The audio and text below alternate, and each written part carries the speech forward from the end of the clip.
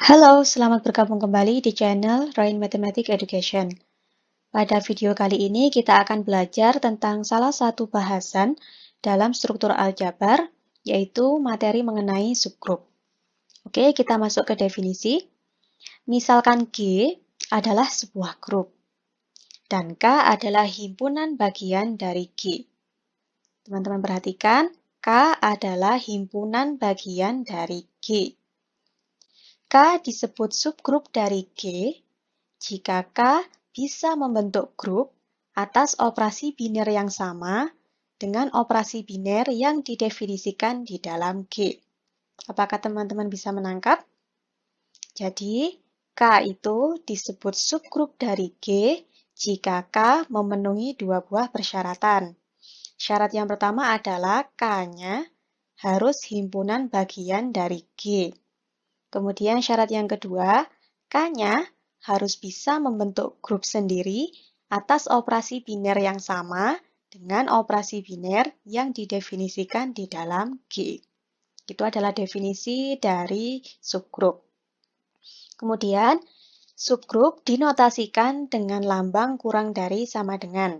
Seperti ini, jika ada tulisan K kurang dari sama dengan G, dengan K di sini adalah himpunan, kemudian G-nya di sini juga himpunan, itu artinya K adalah subgrup dari G. Seperti itu.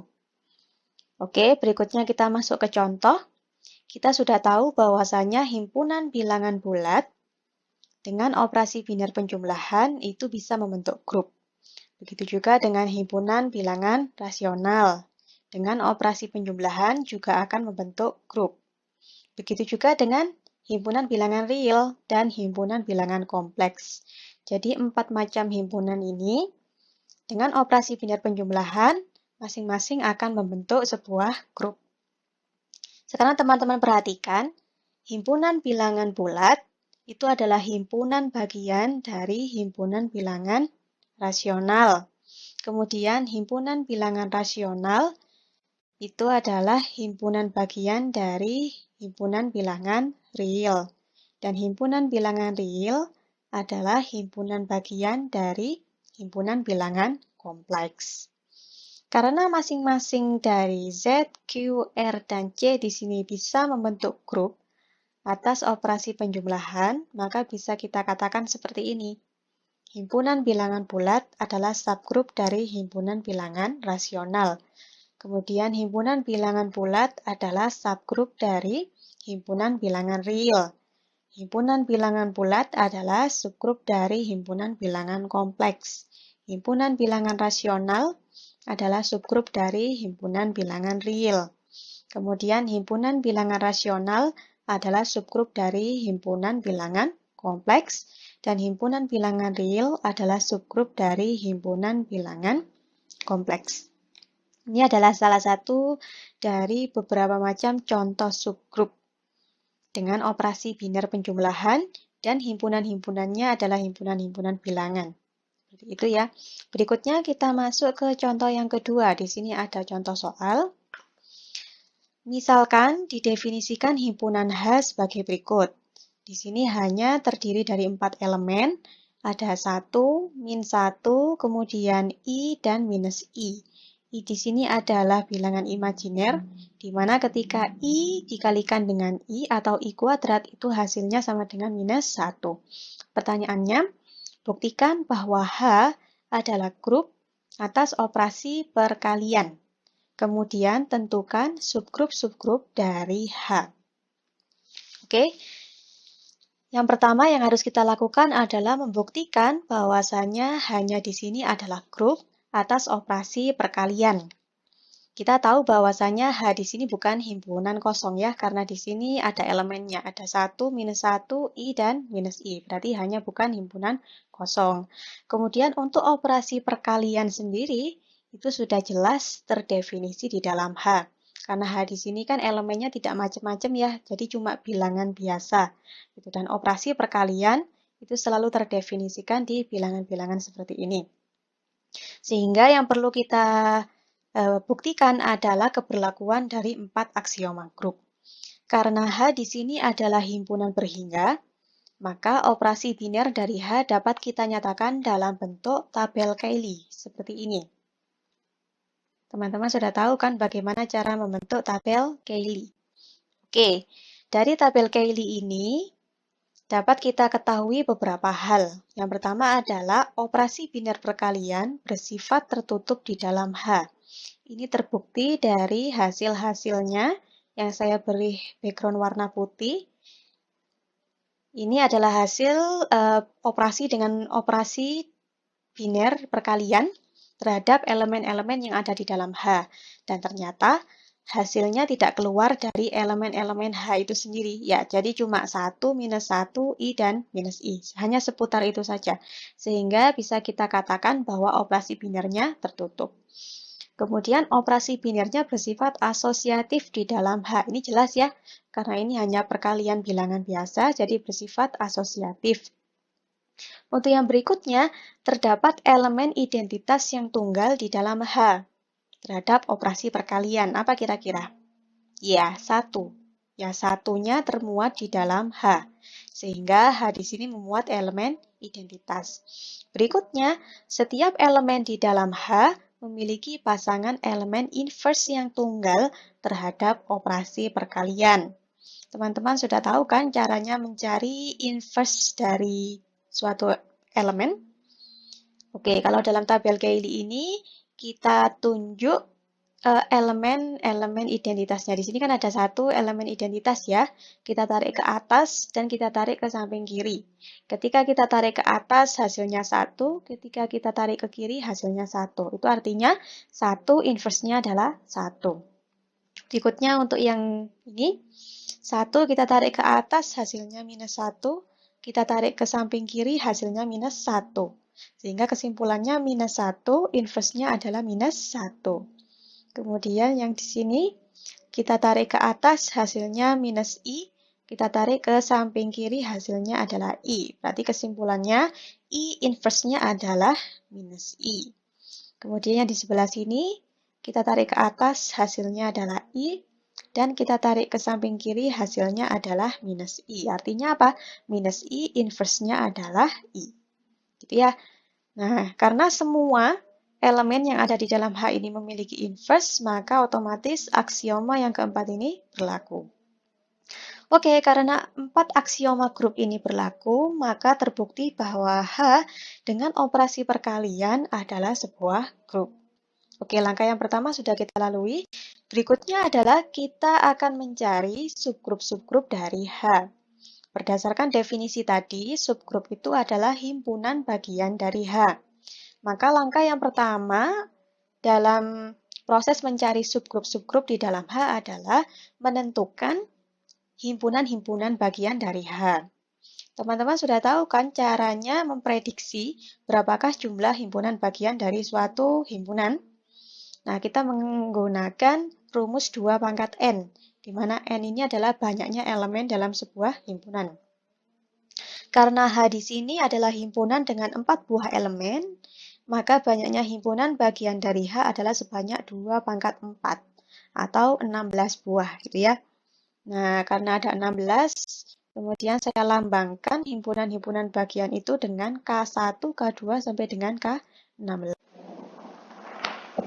Oke, untuk memudahkan kita dalam mengkonstruksi himpunan-himpunan bagiannya, maka kita urutkan saja anggotanya gitu ya. Yang pertama adalah K1. K1 ini kita pilih himpunan yang tidak beranggota, yaitu himpunan kosong. Kita tahu bahwasanya himpunan kosong itu adalah himpunan bagian dari segala macam himpunan. Seperti itu. Jadi K1 di sini saya tuliskan sebagai himpunan kosong. Kemudian yang kedua adalah kita mencoba untuk mengkonstruksikan himpunan bagian dari H yang hanya terdiri dari satu elemen. Karena elemen dari H itu ada 4 buah, maka banyaknya himpunan bagian yang bisa kita susun adalah sebanyak kombinasi 4 dan 1. Ya, kombinasi 4 dan 1 itu adalah 4 buah hasilnya. Ya, seperti ini. Jadi ada K2, K3, K4, dan K5 yang masing-masing terdiri dari satu elemen. Berikutnya, Kita konstruksikan himpunan-himpunan bagian dari H yang terdiri dari dua buah elemen.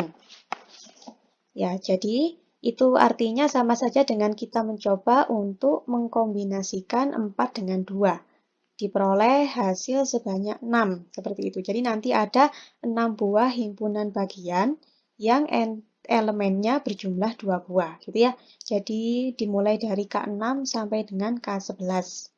K6 di sini ada 1 min 1, kemudian K7-nya ada 1 dan I, kemudian K8-nya ada 1 dan minus I, seterusnya sampai K11-nya I dan minus I. Berikutnya, setelah kita dapat himpunan bagian dengan 0 elemen, dengan 1 elemen, kemudian dengan 2 elemen, berikutnya adalah kita konstruksikan himpunan bagian yang terdiri dari 3 elemen. Ya, jumlahnya adalah sebanyak kombinasi dari 4 dan 3. Hasilnya 4. Seperti itu ada K12, K13, K14, dan K15. Elemennya seperti ini, bisa teman-teman lihat sendiri. Dan yang terakhir adalah himpunan bagian dengan jumlah himpunannya sebanyak 4. Nah, itu tak lain adalah H itu sendiri, gitu ya. Oke, setelah kita temukan ke-16 dari himpunan bagian ini, langkah berikutnya adalah kita tinjau himpunan bagian yang mana saja yang bisa membentuk grup dengan operasi biner perkalian. Nah, karena ada 16, berarti kita melakukan 16 kali peninjauan.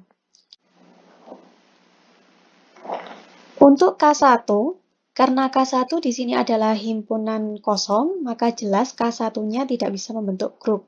Karena syarat dari grup himpunannya bukan himpunan kosong, gitu ya. Berarti K1 bukan subgrup dari H, seperti itu. Berikutnya kita masuk ke K2. K2 di sini elemennya adalah 1. Nah, kemudian saya susun tabel Cayley-nya seperti ini. Ada 1 dikalikan 1, hasilnya adalah 1. Dari tabel Cayley ini, kita bisa menyimpulkan beberapa hal. Yang pertama adalah operasi biner perkalian itu tertutup di dalam K2.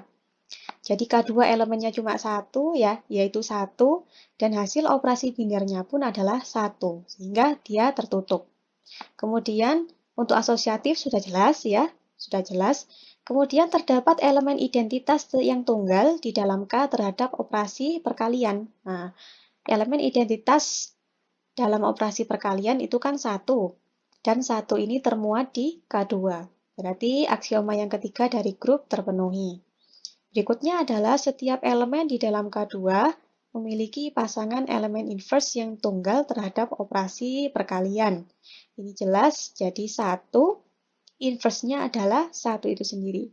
Karena 4 dari aksioma grup ini terpenuhi, maka K2 dengan operasi biner perkalian ini membentuk sebuah grup.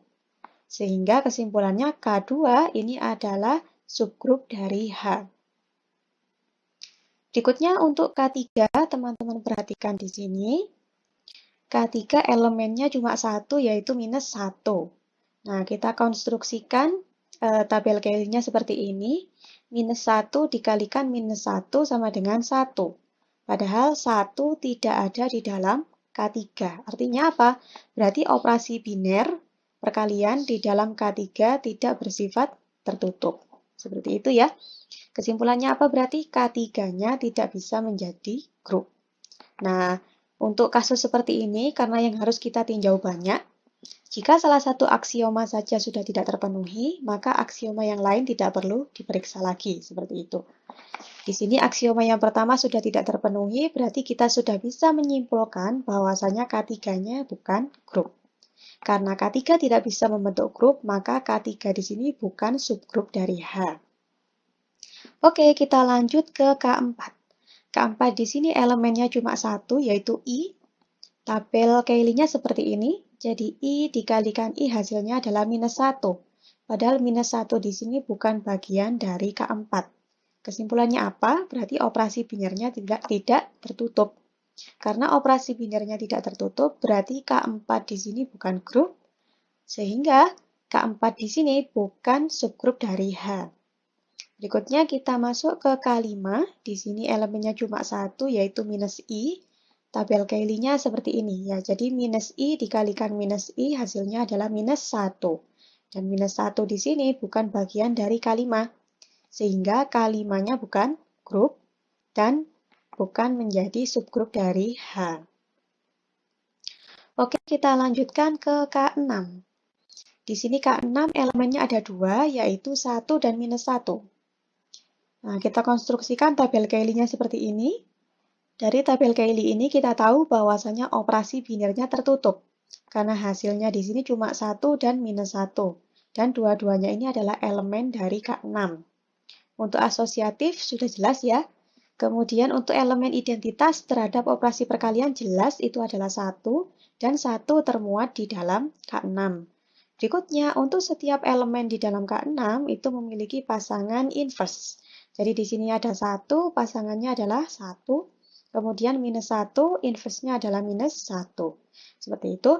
Karena 4 dari aksioma grup terpenuhi, maka kita bisa menyimpulkan bahwasanya K6 dengan operasi biner perkalian itu akan membentuk grup. Sehingga K6 di sini adalah subgrup dari H.